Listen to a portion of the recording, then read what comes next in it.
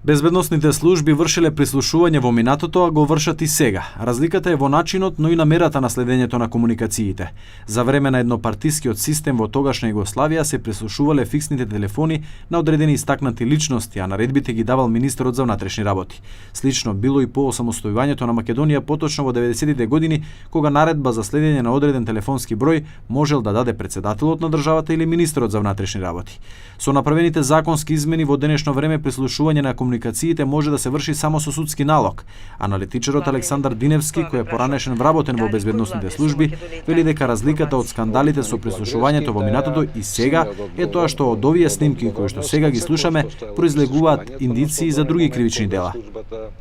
Од обнародените или фатените фајлови, снимки, произлегуваат други кривични дела. Значи, тие служат како индици или како докази дури за одредени други кривични дела. Токму затоа е формирано СЕО.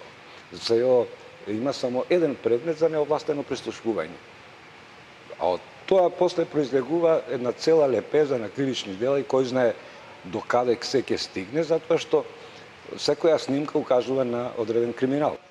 Професорот Стојан Славевски, кој е поранешен вработен во дирекцијата за класификација на податоци, вели дека безбедносните служби во моментов немаат општествена улога, односно дека работат во интерес на партиите на власт. Ние не сме веќе еднопартиско општество и не треба безбедносните служби да ја штитат партијата на власт. Току тие треба да имаат една друга општествена улога. Значи треба да се трансформираат.